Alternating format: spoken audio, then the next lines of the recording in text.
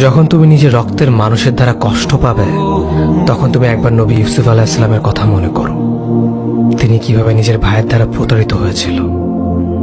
যখন তোমার বাবা মা না বুঝে তোমার বিরুদ্ধাচরণ করে, তখন নবী ইব্রাহিম আলাইহিস সালামের কথা মনে করো। তার বাবা তাকে আগুনে নিক্ষেপ করায় ভূমিকা রেখেছিল। যখন তুমি সমস্যা থেকে পরিত্রাণের জন্য কোনো পথ পাবে না, তখন ইউনুস আলাইহিস সালামের কথা ভেবো। তিনি কতটা সময় তিমি মাছের পেটে আটকা পড়েছিল।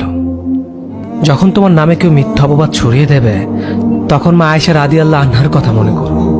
তার নামে পুরো শহর জুড়ে কুৎসা রচনা করা হয়েছিল। যখন তুমি অসুস্থ ব্যথার যন্ত্রণায় কাতরাতে থাকো, তখন নবী আইয়ুব আলাইহিস সালামের কথা ভেবো।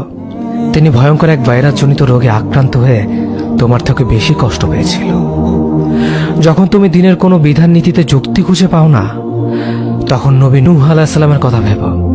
তিনি কোনো প্রশ্ন ছাড়াই মরুভূমিতে নৌকা তৈরি করেছিল।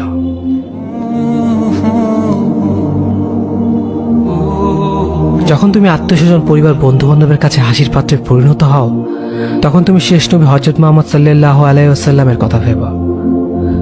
রাসূল সাল্লাল্লাহু আলাইহি ওয়াসাল্লাম বলেছিলেন, সবচেয়ে বড় পরীক্ষা দিয়ে সবথেকে বড় পুরস্কার আসে। যখন আল্লাহ কাউকে ভালোবাসেন, তখন তাকে পরীক্ষা করেন, এবং যে এই পরীক্ষাগুলো মেনে নেয়, সে আল্লাহর সন্তুষ্টি অর্জন করে। আর যে অভিযোগ করে, সে তার ক্রোধের পাত্র হয়। হে আল্লাহ, তোমার কথা মনে করা, তোমার প্রতি কৃতজ্ঞ হওয়ার এবং তোমার ইবাদত করার তৌফিক আমাদের দান করো। আমিন।